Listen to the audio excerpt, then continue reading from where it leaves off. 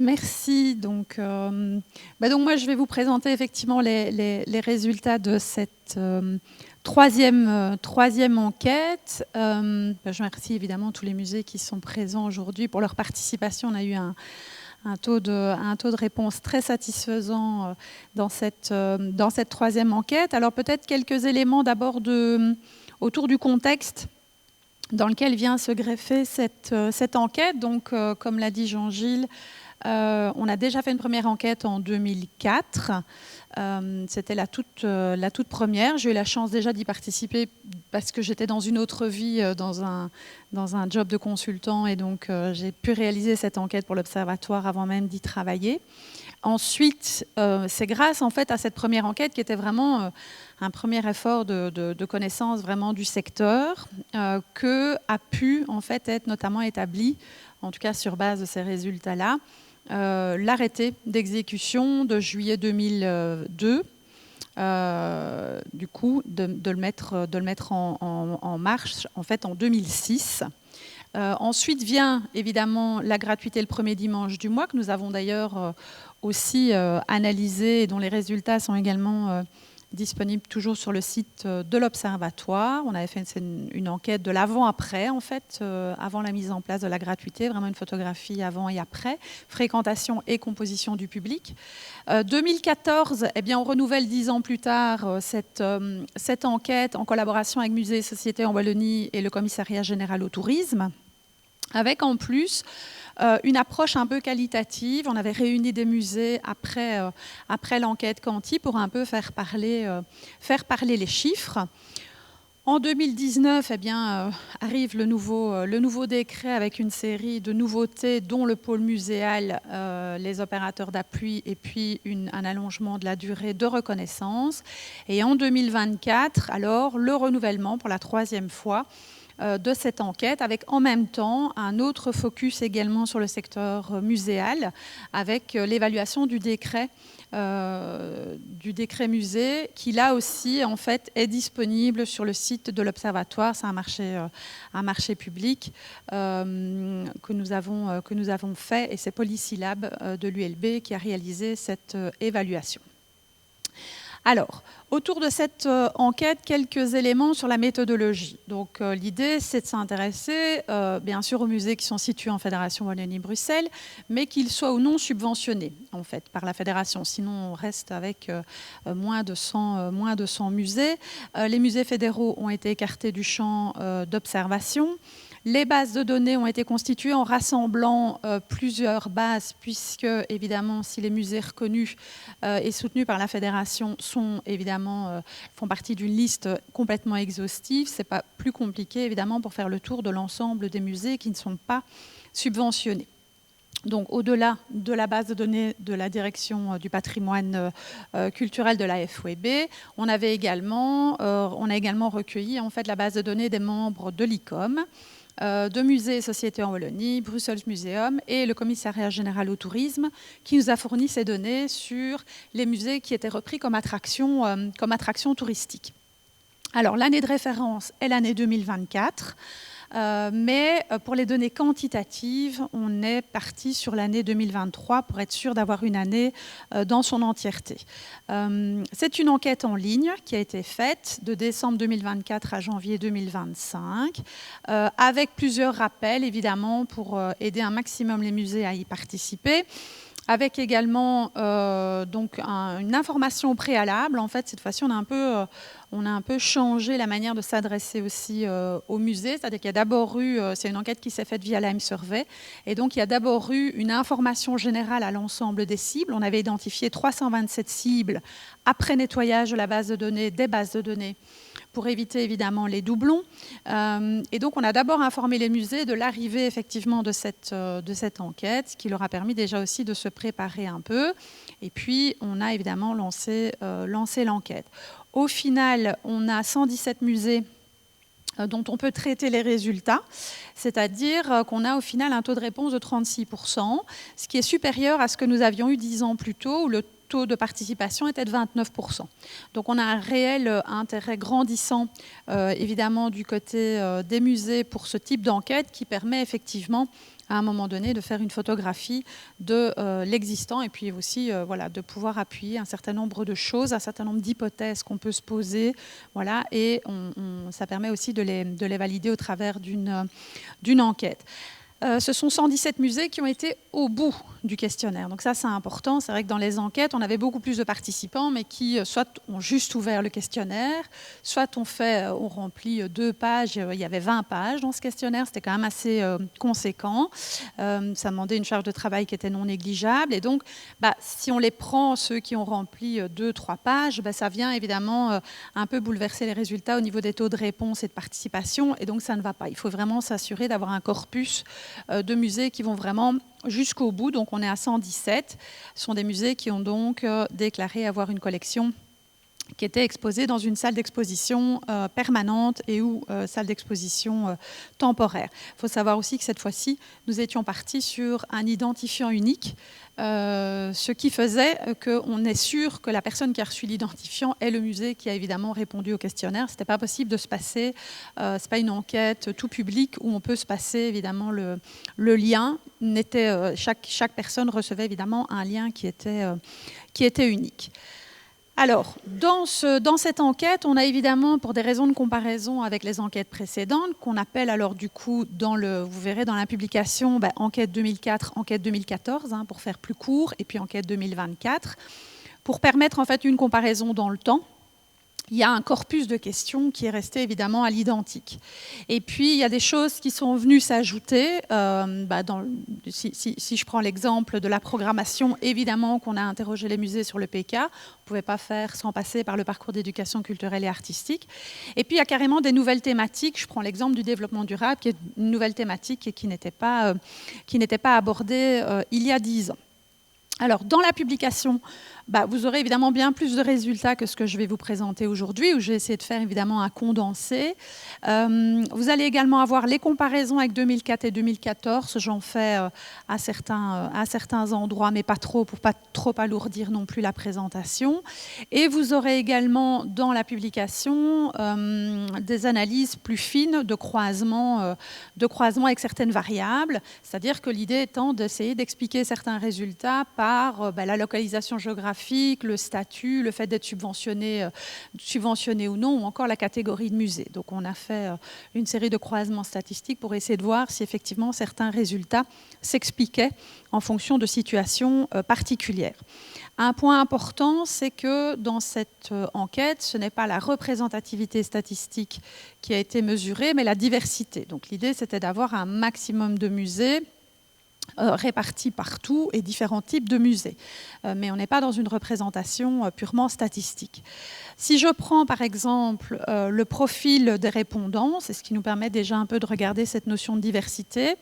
Donc les chiffres, vous les avez tous dans la publication. Donc, compte tenu de la le fait de devoir remettre sur écran et pour garder une certaine lisibilité, c'est vrai que certains chiffres vont être un peu plus petits que prévu. C'est la technique, voilà. Et donc, au niveau, par exemple, de la répartition géographique, vous voyez, on a mis systématiquement la répartition au niveau du périmètre, c'est-à-dire les 327 qui étaient les cibles de départ, et on a mis en vis-à-vis ce que ça donnait au niveau des répondants. Ça, c'est toujours intéressant parce que ça nous permet de voir, je prends l'exemple ici, que par exemple le Hainaut, il fait 23%, donc il représente l'ensemble des musées situés dans la province du Hainaut, représente 23% de l'ensemble des cibles. Dans les répondants au final, ils sont plus importants, c'est 31%. Donc on a une surreprésentativité du Hainaut qui a participé plus largement à l'enquête, mais vous voyez bien que dans les autres provinces c'est tout à fait parallèle, donc il n'y a vraiment pas de problème. Donc on a une vraie diversité, on n'a pas que les musées bruxellois qui nous ont répondu, ou à l'inverse que les provinces, et rien dans la région bruxelloise, qui aurait été évidemment un peu embêtant pour donner un panorama finalement du secteur muséal. Au niveau du statut juridique, c'est pareil. Répondant à gauche, périmètre à droite, c'est juste pour être sûr que vous suivez bien, donc j'ai fait l'inverse. Donc là, c'est pareil, on voit effectivement une plus grande participation en fait, des musées communaux. Cette fois-ci, ils sont 31% parmi les répondants. Ils faisaient 19%, ils font 19% dans le périmètre. Et en fait, par rapport à l'enquête de 2014, c'est une vraie mobilisation des musées communaux, puisque à l'époque, parmi les répondants, ils représentaient 10%. Donc on a vraiment une hausse. En 2004, ils faisaient 22%. Donc évidemment, ça dépend évidemment d'une année à l'autre, enfin, d'une décennie à l'autre. Avec aussi ce point important que j'ai oublié de vous dire, c'est qu'effectivement, les musées, on les interroge tous les 10 ans, mais ce n'est pas une enquête longitudinale. Donc ce ne sont pas les mêmes musées qui nous répondent tout le long. Donc, quand on donne des résultats et qu'on fait des comparaisons, on se permet de faire les comparaisons parce qu'on a une diversité des musées qui nous permet quand même de se dire voilà un peu comment se comporte le secteur muséal et 10 ans après, voilà comment il se comporte par rapport à 10 ans avant. Donc ça, on peut quand même se le permettre parce qu'on a de la diversité. Le statut juridique, évidemment, qu'on voit que c'est la SBL et la SBL est maintenant de pouvoir public. Si on met les deux ensemble, on est à 62%, qui reste évidemment le statut privilégié par les musées lors de leur constitution. En 2014, on avait 75% d'ASBL. Ça s'explique évidemment par le fait qu'il y avait moins de musées sous statut communal, moins de musées communaux qui avaient répondu. Et cette fois-ci, évidemment, ils viennent en surnombre. Donc, ça vient contrebalancer l'autre statut, évidemment. Au niveau des catégories de musées, alors là, ce qu'on a voulu, c'est que les musées puissent s'identifier sous une catégorie principale et ou secondaire, mais un seul choix à chaque fois, parce que la catégorie de musée, qui est ici la catégorie principale que je vous présente, l'idée était de pouvoir l'utiliser comme variable de croisement, c'est-à-dire de pouvoir essayer d'expliquer certains résultats en fonction du fait qu'on est plutôt un musée d'art ou un musée d'histoire, un musée de sciences. Donc on ne peut faire le choix qu'une seule catégorie, sinon on ne sait rien en faire par la suite. Et donc on laissait la possibilité d'avoir une catégorie principale et secondaire, de manière à pouvoir s'identifier sur un second choix. Il faut savoir que 45% des musées restent sur une catégorie principale, ne s'identifient pas avec une catégorie secondaire. On voit qu'on a 42% de musées qui s'identifient comme musées d'art, et ensuite ce sont les musées d'histoire avec 17%, ces deux catégories étant déjà aussi les plus présentes il y a 10 ans. Autre information, on a parmi les répondants des musées subventionnés, évidemment, ils représentent 58% des répondants. Donc ça, c'est intéressant aussi, ça veut dire qu'on a 42% qui sont des musées non subventionnés. Donc, on est bien aussi dans une répartition qui est quasi égale, un peu plus évidemment de musées subventionnés. On n'est pas vraiment étonné puisqu'il y a un lien avec la fédération. Et donc, évidemment, qu'il y a quand même une tendance à avoir plus d'intérêt du côté des musées subventionnés à répondre à ce type d'enquête. Mais on est sur quelque chose de tout à fait satisfaisant pour avoir aussi finalement la parole, pour pouvoir aussi avoir recueilli la parole des non subventionnés. Toutes les catégories de reconnaissance sont représentées, puisque pour ceux qui sont musées subventionnés, on a des reconnaissances de A à D, mais vous avez tout ça dans le détail, évidemment, dans la publication. Autre grande thématique qu'on a investiguée, c'est la notion d'infrastructure, avec plein de questions. Je présente ici certains résultats. Pour ce qui concerne notamment les bâtiments, les locaux, donc là on avait plusieurs propositions possibles pour l'ensemble des infrastructures. C'est pour ça que les 3 premiers pourcentages que vous avez en haut sont supérieurs à 100%, puisqu'on pouvait être sur plusieurs. On voit donc que 47% ont une mise à disposition gratuite des locaux, 43% sont propriétaires de leurs locaux et 17% sont locataires. Lorsqu'on analyse en fait qui est le propriétaire quand on regarde la mise à disposition et les locations, on a évidemment une majorité, dans la majorité des cas, ce sont le secteur public qui est évidemment propriétaire des lieux. On a 49% des musées qui occupent des bâtiments classés. Et là, il n'y a pas de lien en fait entre la catégorie principale, le statut juridique, le statut d'occupation et le fait d'être subventionné ou non. Donc en fait, c'est pas ça qui explique le fait qu'on est sur un bâtiment classé. Donc ça, c'est intéressant aussi, c'est-à-dire que voilà, c'est un panorama assez large de possibilités là derrière. Et nouvelle question sur la location privative. On a quand même 42% des musées qui font de la location privative de leurs espaces. Nouvelle question pour 2024. Et là aussi, pas de lien avec la catégorie de musée. Donc on ne peut pas dire, tiens, ce sont que les musées d'art qui font ça ou que les musées d'histoire. Non, on a une répartition aussi à nouveau dans tous les types toutes les catégories.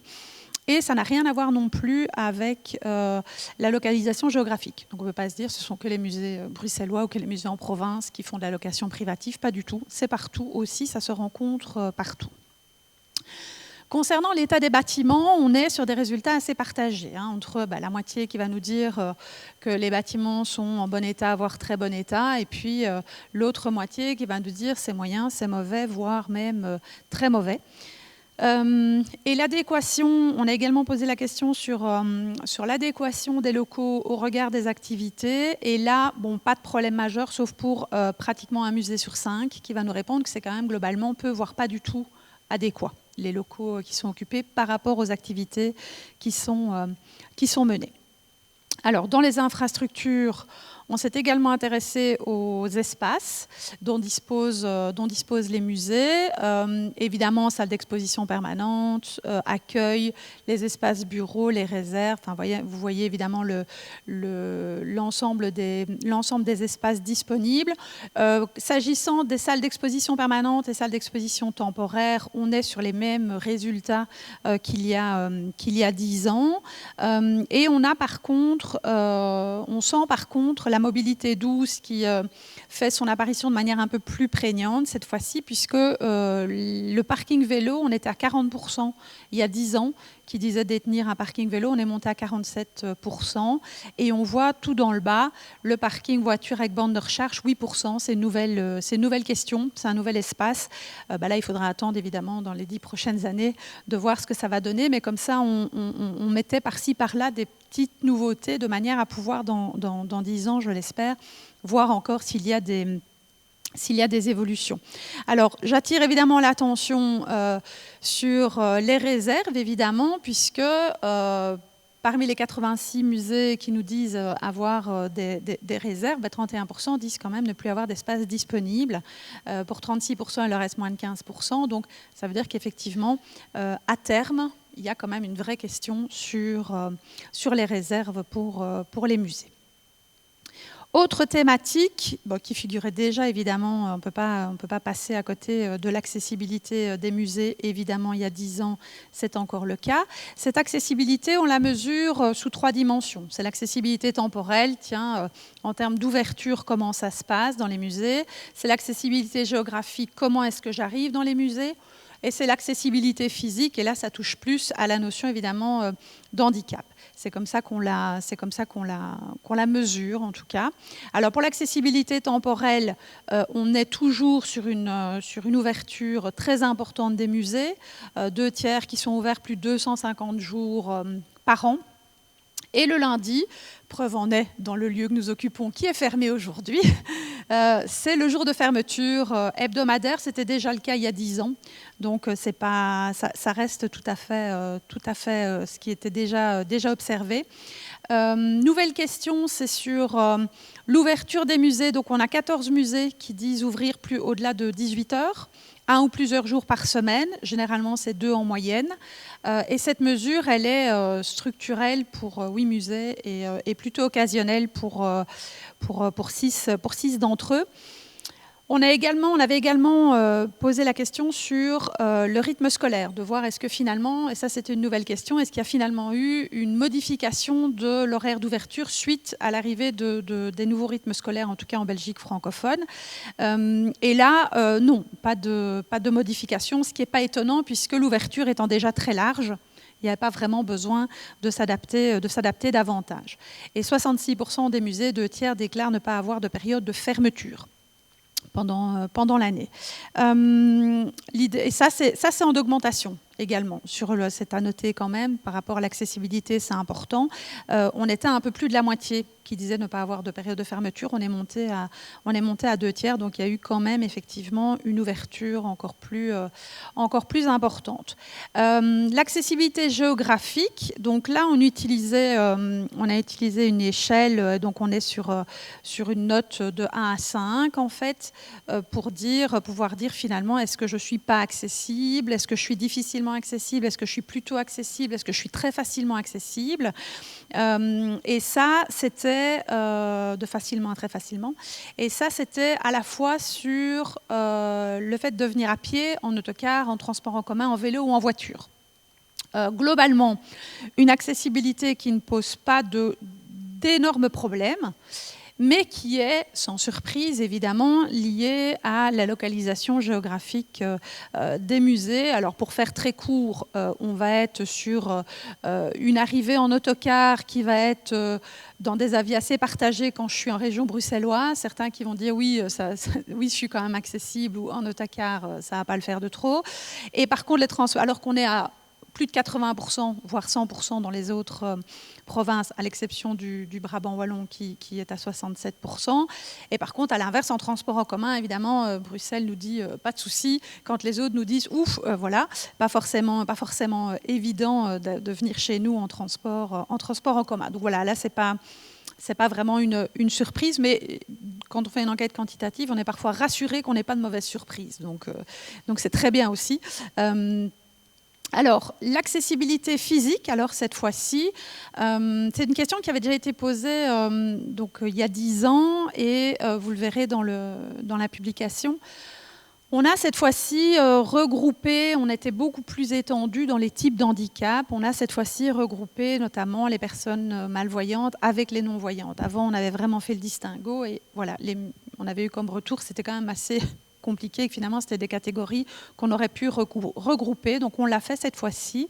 Donc à nouveau, on est sur une accessibilité qui est mesurée toujours pareil, pas du tout adaptée, c'est en termes d'adaptabilité ici, eh bien c'est pas adapté jusqu'à tout à fait adapté. On a les répartitions dans la publication. Moi, ce que je vous ai mis ici, c'est plutôt finalement une note moyenne, c'est-à-dire que j'ai recalculé sur base de la position des musées, si je suis à 5 sur 5 ou 1 sur 5 ou 2 sur 5. Donc on a adapté cette échelle comme étant une note finalement en termes d'accessibilité sur 5, bien entendu, pas sur 10, sur 5, je vous rassure, sur 4 dimensions. C'est l'accessibilité de l'infrastructure pour les personnes souffrant d'un handicap, l'accessibilité du parcours de visite, la formation du personnel d'accueil et la formation du personnel de médiation. On voit des choses quand même qui évoluent, on voit du coup des notes qui ne sont pas effectivement partout pareilles. Ce qu'il y a globalement, c'est que les musées, c'était déjà le cas il y a 10 ans, donc c'est assez un statu quo sur l'accessibilité pour les personnes qui se déplacent avec difficulté ou en chaise roulante. Et c'est le handicap visuel qui reste pour lequel on est moins facilement adapté, mais quand même en grande évolution par rapport à 2010, 2014, même si là, quand on voit les notes pour le personnel malvoyant ou non-voyant, on se dit finalement on a des notes moyennes, là pour le parcours de visite 2,4, eh bien c'est pourtant pour le parcours de visite où l'amélioration est la plus élevée, c'est-à-dire qu'on avait pratiquement 80% des musées qui nous disaient en 2014 qu'ils n'étaient pas du tout, voire pas beaucoup adaptés. Donc là, on a une vraie évolution. Maintenant, ils sont quasiment la moitié à dire qu'ils sont plutôt adaptés. Donc voilà, il faut le marquer. Tous ces efforts-là aussi, ils sont notés ils sont relevés évidemment dans la publication. Et alors également une petite note on a également posé la question par rapport à la certification d'Access-i, qui est donc une plateforme qui va renseigner l'accessibilité des musées pour les personnes handicapées. Et là, on a 38% des musées qui nous disent avoir déjà fait l'audit pour pouvoir être sur cette plateforme. Donc ça, c'est un point aussi à relever. Accessibilité financière, oui c'est vrai, j'en avais pas parlé tout à l'heure quand j'ai dit qu'on mesurait ça sous différentes dimensions. Évidemment que l'accessibilité, on la mesure aussi sous la dimension de l'accessibilité financière. avec donc 77% des musées qui appliquent une ou plusieurs politiques de gratuité régulières. Donc il ne s'agit pas de le faire, la question portait vraiment pas sur un événement particulier, hein, ce n'est pas la journée des musées ou des choses comme ça, c'est vraiment de manière régulière. On est en très nette augmentation aussi par rapport à il y a 10 ans, où 67% des musées nous disaient faire une politique de gratuité régulière. On est beaucoup plus haut maintenant. Le mercredi, il n'y a toujours pas d'intérêt pour le mercredi après-midi en termes de période de gratuité. Voilà, la position n'a pas bougé en 10 ans.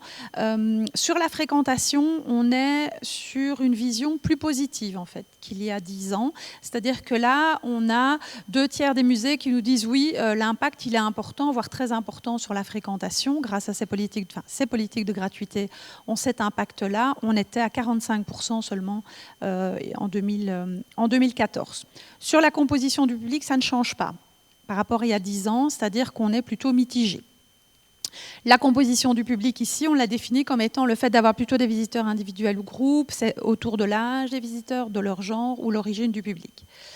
C'est peu, voire pas du tout important pour 46% des musées en termes d'impact sur la composition. Et c'est 46% qui disent effectivement important, voire très important. Donc on est vraiment dans des résultats très, très partagés. Et ensuite se posait la question de la gratuité à l'égard des groupes scolaires, qui est une obligation décrétale, c'est-à-dire qu'effectivement, ça je le mentionne aussi dans la publication, il y a certains résultats évidemment qui, en termes de croisement, on va retrouver davantage, donc ici par exemple sur la question de la gratuité, et évidemment qu'on va trouver davantage de musées subventionnés qui vont nous dire qu'ils appliquent la gratuité à l'égard des groupes scolaires, mais évidemment qu'il y a une grande partie aussi des résultats qui s'expliquent par rapport aux obligations décrétales. Donc ça, évidemment que pareil pour la gratuité le premier dimanche du mois, c'est une obligation lorsqu'on a un musée subventionné, donc c'est sûr qu'on va retrouver davantage de musées subventionnés dans la proportion des musées qui nous disent en appliquer. D'accord ? Donc ça, c'est des résultats qui sont expliqués aussi par rapport, évidemment, mis en balance par rapport aux obligations décrétales. On voulait savoir, en fait, si cette gratuité à l'égard des groupes scolaires, est-ce que les musées, l'ensemble des musées, finalement, le voyaient plutôt comme étant un avantage concurrentiel ? Tiens, mais eux, en fait, le fait que ce soit gratuit, du coup, peut-être qu'ils attirent plus de groupes scolaires. Finalement, c'est considéré donc comme un avantage concurrentiel qui est peu important, voire pas important pour 62% des musées. Donc voilà, ça c'est aussi un élément évidemment intéressant à observer. Autre thématique, c'est celle du public. Des publics, j'aurais même tendance à dire. Et donc là, on est sur les données 2023. Les musées qui ont répondu à notre enquête, toujours, ce n'est pas sur l'ensemble des musées, c'est par rapport aux répondants, les 117 répondants, ont accueilli 1 753 354 visiteurs, avec, vous le voyez, une moyenne et une médiane qui ne sont pas du tout pareilles. Alors, petite explication de la médiane. La médiane, en fait, elle permet, dans certains cas, notamment ici, quand la moyenne est fortement influencée par quelques musées qui vont évidemment totaliser un nombre beaucoup plus important de visiteurs, la médiane, c'est l'élément statistique qui permet de dire la moitié des musées ont moins de 9 033 visiteurs, l'autre moitié a plus que 9 033. C'est vraiment... Et donc, c'est intéressant, évidemment, pour ne pas donner une impression que finalement, tout le monde en a 20 627 en moyenne. Enfin, que la moyenne est fortement ici influencée par, évidemment, quelques musées. Quand c'est ça, dans la publication, effectivement, on met également d'office la médiane pour un peu situer l'ensemble des 117 et de se dire, voilà, ici, en tout cas, la médiane est beaucoup plus basse. On a 60% de visiteurs payants, 40% de visiteurs gratuits, lorsqu'on demande la proportion au musée. Alors ici, ce qu'on avait fait également dans la présente enquête, donc on essaie toujours évidemment de voir les écueils qu'on a eus dans l'enquête précédente, et donc on s'est dit, tiens, on va essayer, comme il y a déjà beaucoup de questions, on va essayer de regrouper, en fait, d'avoir des données quantitatives pour les visiteurs, non pas par zone géographique d'une part et puis par type de public d'autre part. On va essayer de cumuler les deux. On aura une information évidemment plus fine, c'est-à-dire qu'on a à la fois le type de visiteurs, par exemple individuels et groupes, et également par zone géographique. Donc ça nous donnait une indication supplémentaire, une donnée supplémentaire, un détail. Sauf qu'en voulant en voulant simplifier, on a en fait, je pense, complexifié les choses. Et donc là, on a des taux de réponse qui sont beaucoup trop faibles. Donc on n'a pas pu présenter les résultats cette fois-ci. Il faudra qu'on se repositionne pour la fois prochaine. Quand c'est trop fait, enfin voilà, quand il y a trop peu de musées qui ont répondu, on n'a pas affiché évidemment les résultats. Ça vous aurez aussi dans la publication systématiquement. Il y a le taux de réponse à chacune des questions qui est mentionné. Et voilà, quand c'est trop faible, alors effectivement, on préfère écarter les données. Par contre, on a effectivement posé la question aussi, et heureusement, ça nous donne une indication, sur plutôt, alors pas les données quanti du coup, mais pas d'avoir des données vraiment précises, mais d'avoir l'évolution à la hausse, à la baisse ou statu quo par type de visiteur et par origine géographique, depuis 2019. Comme ça, on avait aussi une évolution après Covid. Et là, en fait, vous verrez, je vous les laisserai découvrir, parce qu'il y a plein de résultats à pouvoir donner. On a, nous, observé des résultats qui ne sont pas toujours, en fait, dans la même lignée que ce que l'administration a comme information, comme ressenti aussi, et le commissariat général au tourisme, qui a aussi, évidemment, des données sur les billetteries. Il se fait que là, nous, on a posé la question sur l'évolution. Donc, c'est un hausse, baisse ou statu quo, c'est-à-dire c'est une donnée qui n'est pas une donnée quanti, alors que dans les deux autres, du côté de l'administration et commissariat général au tourisme, sont des données quantitatives qui sont relevées. Donc, nous, c'est parfois, fatalement, c'est du déclaratif, donc c'est aussi parfois le ressenti. Donc, c'est peut-être moins précis, en tout cas pour cette question-là. Mais c'est aussi sur les musées non subventionnés, alors que si on prend le cas de l'administration, c'est que sur les musées subventionnés. Donc on a élargi, et donc on ne peut pas forcément être toujours en concordance en fonction des origines, surtout du public origine géographique. Alors, les rythmes scolaires, à nouveau, on a demandé s'il y avait eu un impact sur la fréquentation. 44% déclarent que ça n'a pas eu d'impact, vraiment, cette modification des rythmes scolaires. Alors, par rapport aux catégories qu'on aimerait toucher davantage, ce sont les visiteurs entre 18 et 30 ans. La moitié des musées nous les signalent. Là, ils pouvaient évidemment... vous aurez toute une liste de publics dans la publication. Comme ça, vous pouvez voir un peu comment est-ce que les musées se positionnent. Le top 3, c'est d'abord les visiteurs entre 18 et 30 ans. C'est les visites en famille et puis les groupes scolaires. Et donc, on pouvait évidemment choisir plusieurs catégories. Un tiers des musées réalisent des enquêtes auprès de leur public. C'est en baisse par rapport à 2014. Ils étaient 44% à nous dire qu'ils faisaient des enquêtes. Et on a 4% qui proposent des visites virtuelles aussi. Et donc plein d'autres données. Voilà, dans le chapitre, vous découvrez plein d'autres choses. Par rapport à la politique tarifaire, là à nouveau la moyenne, la médiane, mais là à part pour les tickets famille, on a un différentiel. Pour le reste, c'est assez conforme. Et on note également une augmentation au niveau de la part des musées pour lesquels on peut faire une visite. On peut visiter les expositions temporaires sans supplément de tickets. Par rapport aux tickets qu'on a payés pour l'exposition permanente. 73% des musées nous disent que les expositions temporaires sont accessibles avec le même ticket. On était à 56% il y a 10 ans. Voilà, donc ça c'est aussi une forte augmentation. Et puis on a toujours cette possibilité d'avoir des tarifs combinés avec d'autres attractions touristiques ou culturelles. On est à 57%.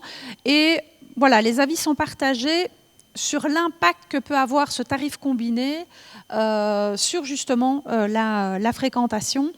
Donc ça, voilà, ce sont des avis qui sont partagés, mais qui sont liés, on le voit quand on fait le croisement, c'est lié au degré de satisfaction qu'on a vis-à-vis de cette mesure. C'est-à-dire, en gros, ceux qui sont satisfaits de la mesure vont nous dire plus largement qu'il y a un impact positif, et ceux qui ne sont pas vraiment satisfaits de cette mesure de tarif combiné, qui y sont, mais ils ne se disent pas forcément très satisfaits, vont dire plus facilement qu'il n'y a pas vraiment d'impact. Bon, ceci pour sans doute justifier aussi le fait d'être moins satisfait de la démarche. Donc ça, voilà, c'est assez en lien avec le positionnement qu'on a.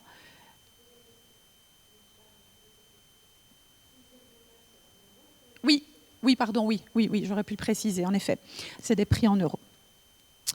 Alors, au niveau des collections, maintenant.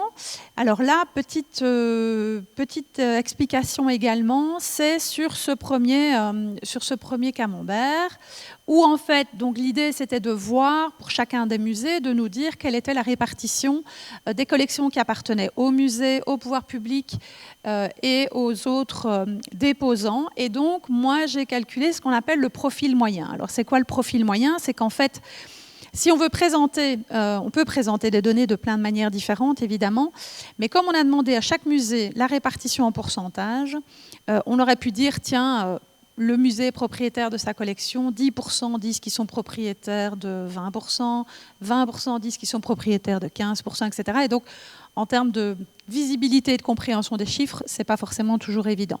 Donc, moi, ce que j'ai calculé, c'est un profil moyen, c'est-à-dire que c'est une moyenne calculée sur l'ensemble des musées. C'est-à-dire que si je reprends la proportion qui est de chaque musée qui dit qu'il est propriétaire de ses collections, on fait une moyenne en dessous. Tous les musées qui ont donné la répartition pouvoir public, la moyenne, tous ceux qui ont donné les autres déposants en moyenne, et on a, voilà, en moyenne, un musée est propriétaire à 60% de ses propres, 60% des collections appartiennent au musée, 24 au pouvoir public et 16 aux déposants. Et évidemment que chacun a son propre camembert, évidemment, chaque musée. Ici, l'idée étant vraiment d'essayer de voir, d'avoir une vue moyenne en fait, de ce que ça représente pour l'ensemble du secteur muséal.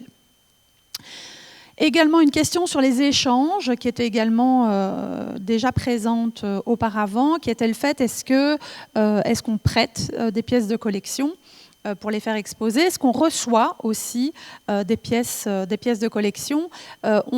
Les échanges, on le voit, sont davantage présents auprès des musées subventionnés. C'est une pratique qui se fait de manière plus large chez eux. Donc là, à nouveau, vous avez entre le jamais, rarement, souvent et très souvent les différentes. Donc on voit que c'est complètement, c'est assez réparti. On n'a pas une tendance complètement claire. On est pratiquement sur du moitié-moitié aussi. Donc ça, c'est toujours évidemment intéressant de voir où est-ce qu'on se situe.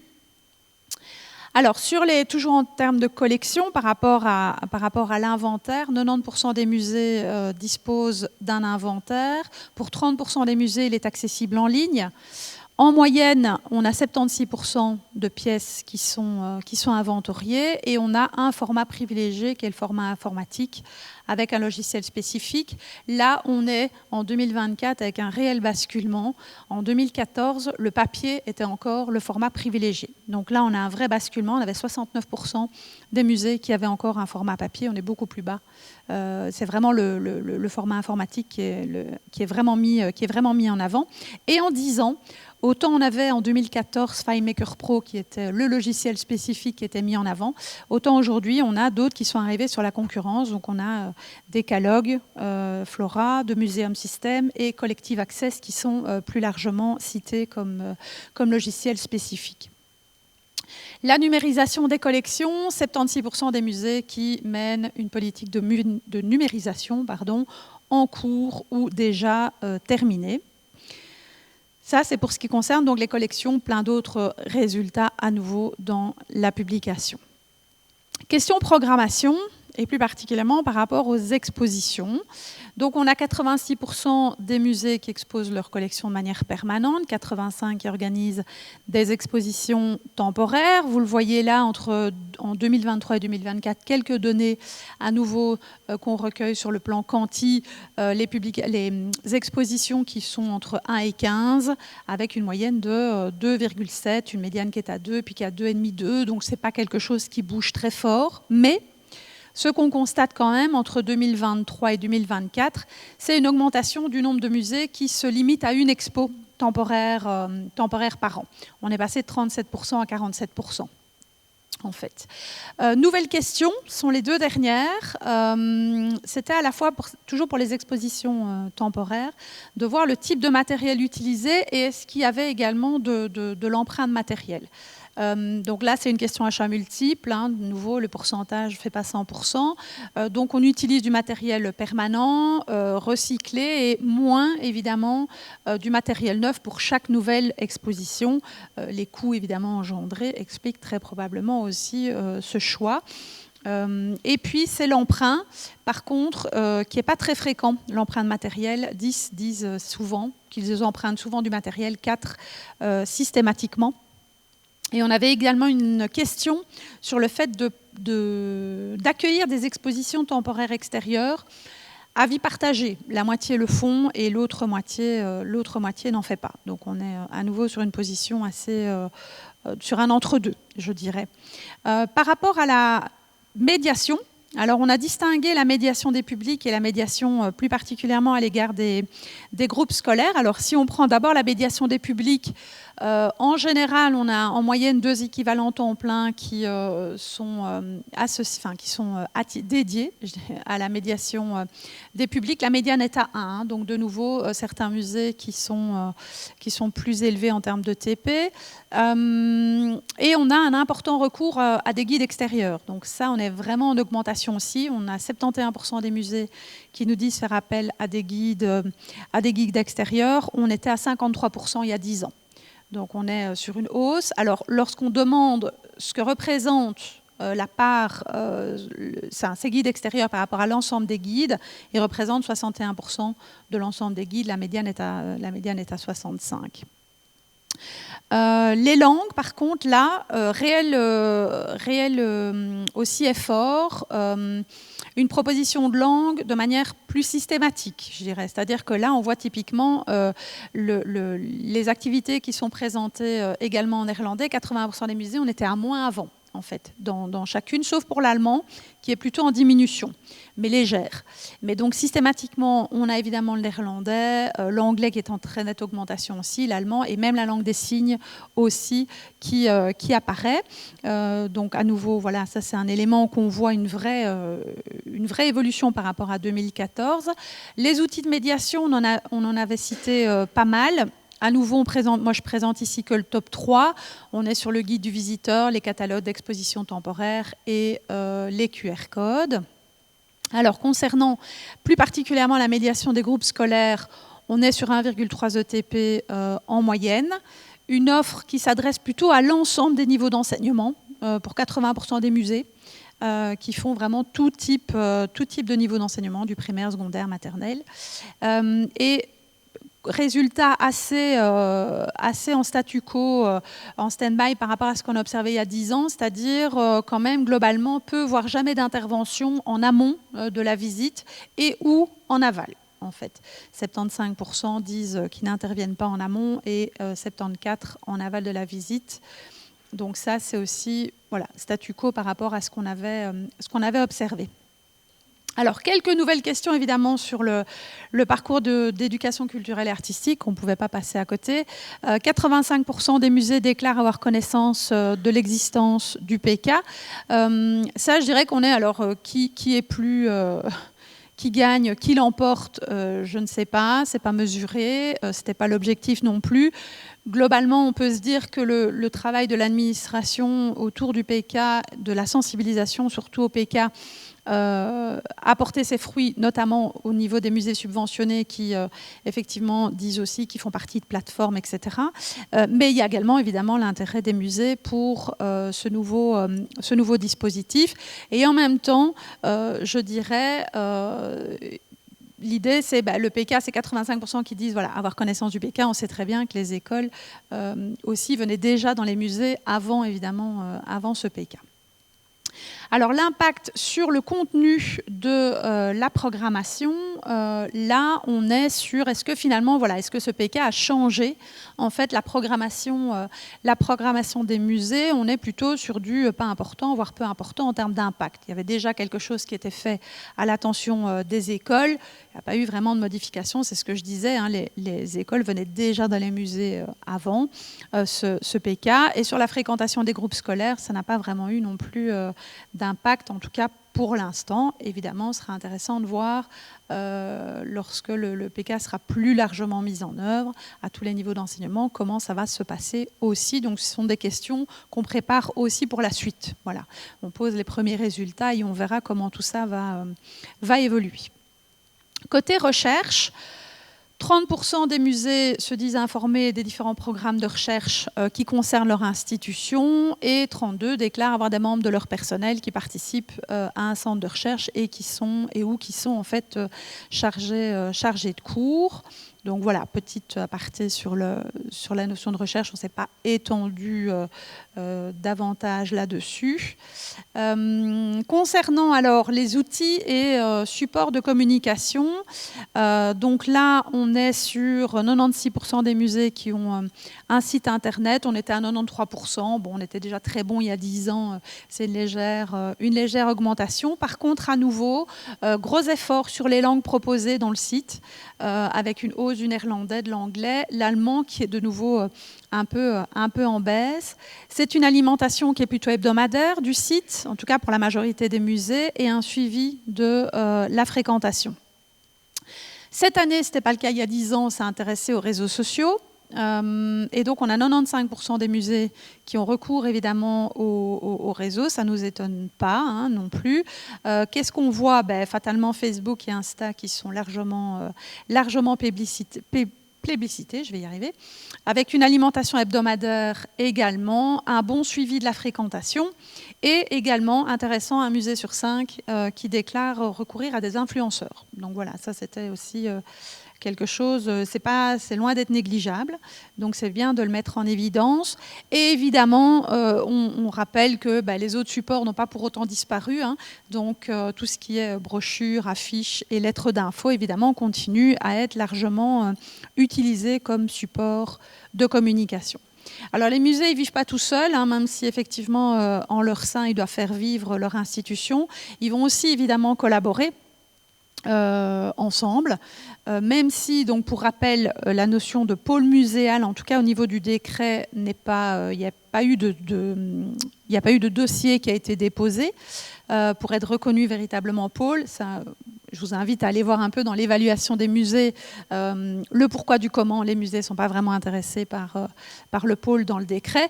Il n'empêche que les musées vont collaborer quand même, voire certains même se faire appeler finalement pôle muséal. Si je prends l'exemple du pôle muséal de Mons, alors qu'ils ne sont pas reconnus pôle muséal. D'accord ? Donc c'est une appellation. Il y en a d'autres qui le sont aussi, qui le font également. 100% des musées, ça en est vraiment en très haute augmentation. Aussi, on était à 82 il y a 10 ans. 100% des musées disent qu'ils sont membres au moins d'une association. Donc ça, c'est vraiment aussi, on voit l'intérêt d'aller aussi vers les autres. C'est évidemment super important. C'est toujours Musées et Sociétés en Wallonie qui est celle auprès desquelles en fait, on a un maximum de musées. Et puis les autres sont évidemment très présentes aussi. Et on a 72% des musées qui ont développé au cours des 5 dernières années des partenariats avec d'autres secteurs culturels. C'est-à-dire que le secteur muséal ne va pas collaborer qu'avec les musées, collabore aussi avec d'autres secteurs culturels, notamment les centres culturels qui arrivent en première position, les bibliothèques et puis les artistes ou institutions relevant de la musique. Vous le verrez, les centres culturels, en fait, 56%, donc ils sont toujours très présents, mais ils sont moins souvent cités qu'il y a 10 ans. Il y a 10 ans, 74% des musées citaient à minima les centres culturels. Donc il y a aussi un éventail plus large d'opérateurs vers lesquels on va et pas que vers les centres culturels. Donc ça, c'est intéressant aussi. Il y a un élargissement, je dirais, plus nombreux, en fait, dans une plus forte proportion vers les autres opérateurs aussi. Alors, qui dit culture dit effectivement tourisme aussi, on n'y échappe pas. Et donc là, on a essayé de mesurer, comme il y a 10 ans d'ailleurs, c'est plutôt un statu quo dans les évolutions, le degré d'attractivité touristique. C'est-à-dire qu'on a demandé au musée de noter de 0 à 10. Donc 0, il n'y a pas du tout d'attraction touristique dans ma ville, jusqu'à 10. L'attractivité touristique de la ville commune dans laquelle il se trouvait. On est sur une note moyenne de 6,4 sur une médiane qui est à 7. Donc ça, c'est toujours des notes qui sont qui sont pas mauvaises en soi, mais qui ne bougent pas depuis 10 ans. Voilà. Donc ça, c'est aussi à noter. En tout cas, pas de l'avis des musées. Qu'est-ce qu'on peut encore dire sur ce lien entre culture et tourisme? De nouveau, si je m'intéresse un peu de nouveau à ce profil moyen, on a demandé en fait au musée de pouvoir se caractériser en tout cas et de donner de mesurer, d'évaluer l'importance qu'ils accordaient à chacune des 3 dimensions. C'est-à-dire, voilà, si vous devez répartir sur 100% l'importance que vous accordez à la dimension culturelle serait combien de pourcents par rapport à la dimension patrimoniale, à la dimension touristique. Et donc, on a la dimension culturelle, si je calcule de nouveau la moyenne sur l'ensemble des musées, sur chacune des 3 dimensions, j'ai un profil moyen qui dit qu'en fait, un musée, il accorde 42% à la dimension culturelle, 37% à la dimension patrimoniale et 21% à la dimension touristique. Le positionnement également, oui, on a également, ça c'était déjà une question il y a 10 ans aussi, c'était de se positionner vis-à-vis de 3 affirmations. C'est-à-dire, est-ce que je suis tout à fait d'accord avec l'affirmation jusqu'à je ne suis pas du tout d'accord avec cette affirmation. Donc on a des résultats en stand-by aussi, c'est du statu quo. Le tourisme est un vecteur puissant pour valoriser le patrimoine culturel, plutôt effectivement d'accord, voire même tout à fait d'accord. C'est un levier prioritaire du développement touristique en Wallonie et à Bruxelles. Il n'y a évidemment pas de souci non plus, une forte tendance à être tout à fait d'accord, voire plutôt d'accord. Et puis, résultat un peu plus partagé, plus mitigé sur, il me semble important, de m'engager dans une démarche qualité.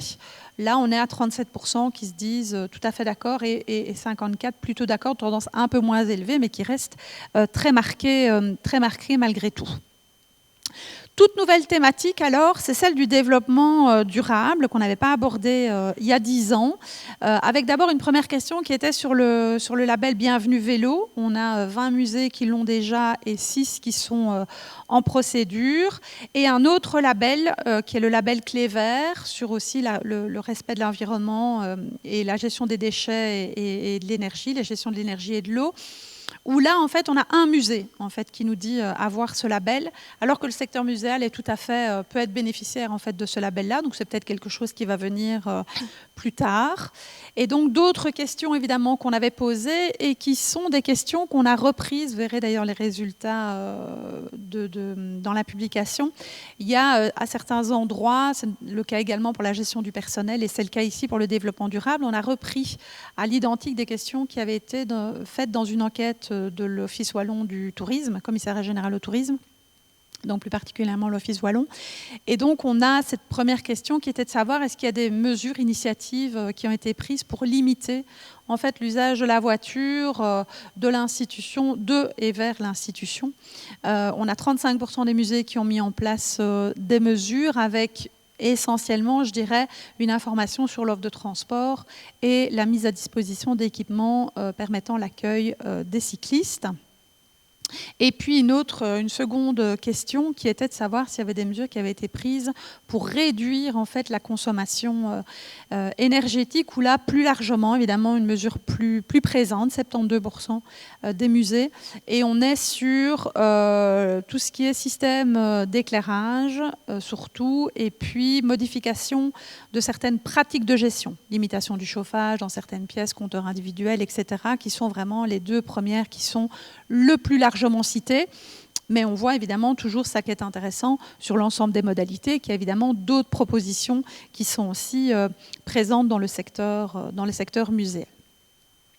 Au niveau du personnel, alors là, on est sur l'évolution donc du nombre de TP par catégorie de personnel. Donc là, on a 85, donc je l'ai mis exprès parce qu'effectivement là, on a 85 sur 117 pour lesquels on peut faire une exploitation des données, parce qu'effectivement, quand on fait ce genre d'exercice, qui est de mesurer une évolution entre 2019-2023 sur 3 catégories de personnel, c'est-à-dire personnel sur payroll mis à disposition ou personnel externalisé, eh bien, on ne peut le faire que sur les musées qui ont répondu à l'ensemble des données. Sinon, effectivement, quand on calcule des moyennes, on calcule des moyennes sur 117 pour le personnel externalisé, puis que sur 80 pour le payroll, et donc on compare des pommes et des poires. Donc ici, l'idée, c'est vraiment les 85 qui nous ont rempli l'entièreté des données, ce qui permet de voir un peu aussi le recours au personnel externalisé, ce que ça représente, toujours de nouveau minimum, maximum, avec des maximums qui sont le fait évidemment d'un seul musée. Donc je tiens à rassurer aussi, on voit la moyenne par rapport évidemment au maximum, ce qui fait qu'elle est de nouveau évidemment influencée, on le voit très nettement ici, et donc la médiane donne une mesure plus, je dirais, plus juste de vraiment comment se comporte, oui, la plupart des musées, avec la moitié qui est en dessous de ces chiffres-là et l'autre moitié qui est au-dessus. Parce que la médiane n'est évidemment pas influencée par la valeur maximale. Alors, on a 11 musées sur 85 qui déclarent ne pas avoir de personnel sur payroll et qui sont juste avec du personnel, qui fonctionnent avec du personnel mis à disposition, externalisé, et bien entendu les bénévoles qu'on va voir juste par la suite. Où là, à nouveau, donc on a 61% des musées qui ont recours à des volontaires, c'est pas une surprise dans le secteur muséal. À nouveau, ce profil moyen, qui est intéressant, parce que donc l'idée ici, c'est à nouveau assez... Ce qu'on a demandé, évidemment, au musée, c'est toujours assez complexe, mais ils se sont prêtés très gentiment à l'exercice, qui est d'avoir, par catégorie de personnel, interne, externe, volontaire, pour chacune des fonctions qu'on avait identifiées, de vraiment leur demander quelle était la répartition, en fait. C'est-à-dire, votre personnel d'accueil, c'est quel pourcentage sur 100% du personnel d'accueil, c'est combien en personnel interne, externe, volontaire. Et à nouveau, je recalcule une moyenne qui permet de dire, donc, voilà, l'accueil pour un musée, en moyenne, c'est 79% du personnel interne, 7% pour de l'externe et 14% pour le volontaire. Donc c'est ici la dernière colonne, en fait, qui ferait systématiquement les 100%.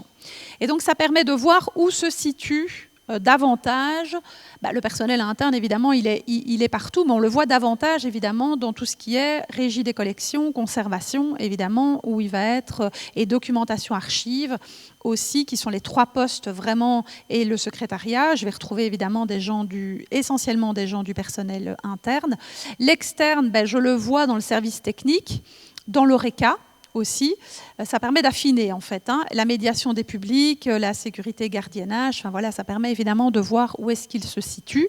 Et pareil pour les volontaires, qu'ici, même s'ils sont partout, on va les retrouver évidemment dans l'accueil, dans la médiation des publics et dans l'ORECA. Voilà, ça permet de voir effectivement un peu comment ça se profile au sein des musées. Alors, sur cette gestion du personnel, il y a également eu des nouvelles questions autour du recrutement du personnel. Et donc, l'idée, c'était d'abord de pouvoir noter, faire une note de 0 à 10 sur le degré de difficulté pour recruter du personnel lorsque je suis un musée. Donc, si j'ai 21% des musées, donc 1 sur 5 qui me disent aucune difficulté, donc aucune difficulté, j'ai 0. Là, c'est l'inverse. C'est 0 sur 10, c'est j'ai aucune difficulté. 1, 2, 3 et 10, j'ai beaucoup de difficultés. Donc, j'en ai 1 sur 5 qui me disent j'ai aucune difficulté pour recruter. Et par contre, la médiane me dit quand même que la note est plutôt à 5 sur 10. Donc, la moitié se trouve quand même en difficulté pour recruter, l'autre moitié a grosso modo moins de problématiques. C'est quoi les principales difficultés lorsqu'on recrute? On avait effectivement fait à nouveau toute une série de modalités, donc ça c'est important, ça reste une enquête quanti. Donc les éléments qui sont systématiquement dans les tableaux et même dans la publication sont des éléments qui avaient déjà été des éléments de réponse. Donc ce ne sont pas des réponses spontanées de la part des musées. C'est eux qui doivent effectivement se mettre dans des réponses déjà préformatées. Et donc, la gestion, les difficultés de recrutement, elles sont sur les candidats dont les qualifications et compétences linguistiques en fait, sont insuffisantes pour la fonction. Et là, finalement, on se dit, tiens, c'est vrai qu'il y a, puisque je vous avais déjà pointé l'effort au niveau des langues proposées pour le site internet, les activités et tout, on sent qu'il y a cette volonté-là, en fait, d'aller vraiment d'offrir une large proposition de langue dans l'ensemble des fonctions. Et donc, finalement, c'est pas anodin que ça se retrouve dans une difficulté-là d'avoir du personnel qui correspond finalement à cette volonté aujourd'hui de s'investir davantage sur les langues. Et puis, on a les candidats qui ne sont pas forcément prêts à s'investir dans la fonction. Et puis toutes les autres, hein, vous avez aussi qui sont mises là dans le tableau. Et puis finalement, on a demandé aussi donc les difficultés, outre le fait d'identifier quelles étaient les difficultés, tiens, est-ce qu'il y a des fonctions pour lesquelles c'est beaucoup plus difficile que d'autres de recruter? Et donc, c'est autour des fonctions liées à l'accueil, en fait, que les musées se positionnent. Donc c'est d'abord sur les fonctions liées à l'accueil que ça semble être le plus compliqué pour eux en tout cas. Alors, autre question également, c'était sur la mutualisation des ressources. Donc, à nouveau, c'est un élément sur lequel les musées travaillaient déjà, évidemment, il y a 10 ans. Mais on le retrouve ici aussi. Il y a 30% des musées qui déclarent avoir déjà fait de la mutualisation avec un ou plusieurs opérateurs culturels, pas forcément muséal. Alors, pour quelle fonction? C'est tout ce qui est promotion, communication, graphisme qui est mis en évidence. Médiation des publics, je dirais, c'est le top 2. Et puis, on retrouve l'administration, l'accueil, la restauration et la gestion du patrimoine ensuite. Et donc, pour les autres, c'est-à-dire les 70% là qu'on voit à gauche et qui déclarent en fait ne pas avoir fait encore ce type de démarche, eh bien, on a un intérêt qui est soit aucun intérêt, soit peu élevé. Donc, c'est ce qui explique que voilà, il n'y a pas forcément tout le monde qui se lance dans cette démarche-là. Et puis d'aucuns, on sent quand même un potentiel puisque on a quand même un intérêt élevé pour 25% des musées et 11 très élevé dans ceux qui n'en font pas encore aujourd'hui. Donc il est possible évidemment que ce soit quelque chose qui change avec le temps. Dernière thématique alors, c'est la thématique sur les finances. Alors la thématique sur les finances, c'est une thématique qui reste très compliquée. Il y a 10 ans, c'était déjà le cas. Il y a plein de données qu'on n'a pas pu présenter, faute de taux de réponse intéressants. Et on y revient encore. On se heurte encore à cette difficulté d'obtenir des données fines sur le plan financier au niveau des postes de compte de résultats, etc. Bon, alors, il y a plusieurs explications possibles. Il y a d'abord parce que je pense qu'effectivement, globalement, c'est une thématique sur laquelle on s'avance beaucoup moins. Et puis, c'est une thématique aussi qui suppose sans doute d'aller rechercher plus de données, en fait. Et donc, la personne qui complète le questionnaire n'est pas forcément la personne qui a les données financières sous la main. Et donc, c'est peut-être aussi ce qui explique cette difficulté-là. Et puis, c'est aussi une thématique qui arrive souvent en bout de course. Donc, peut-être qu'il y a un essoufflement et le souhait de ne plus répondre à l'ensemble des données qui sont demandées. Donc, il y a une série de choses. À nouveau, on avait déjà réduit pour essayer, on apprend de ses erreurs. Donc, il y a 10 ans, au vu des résultats, on s'est dit qu'il faut simplifier les données qu'on demande, en demander moins. Mais malgré tout, ça reste quand même compliqué. Alors là, on a évidemment interrogé sur la comptabilité des musées. On a 58% qui ont une comptabilité en partie double, 35% qui sont assujettis à la TVA. On a également posé quelques questions sur le financement alternatif, c'est-à-dire qu'on a 40% des musées qui développent déjà une démarche proactive de mécénat et qui ont d'ailleurs, pour certains, déjà suivi une formation de prêt de Prométhéa, qui est effectivement la SBL, qui va mettre en lien les entreprises avec le secteur culturel, et 41% qui développent une démarche proactive de sponsoring. S'agissant des subventions en 2023, c'est évidemment, donc là c'est de nouveau une liste sur laquelle les musées devaient cocher s'ils avaient reçu ou pas une subvention. Et on a évidemment une subvention à l'emploi qui sont évidemment en première position, qui était déjà le cas, bien entendu, il y a 10 ans. Ce n'est pas une surprise, l'idée étant plutôt là d'être, je dirais, rassuré par rapport aux données d'il y a 10 ans. Et c'est surtout aussi intéressant d'avoir les autres niveaux de pouvoir, en fait, aussi dans ces subventions, puisque nous, la Fédération Wallonie-Bruxelles soutient, évidemment, mais c'est intéressant de voir aussi comment le secteur est soutenu par les autres niveaux de pouvoir. Donc voilà, j'espère ne pas vous avoir trop endormi avec l'ensemble des chiffres. Et donc voilà, je suis à votre disposition si vous avez des questions. Merci beaucoup.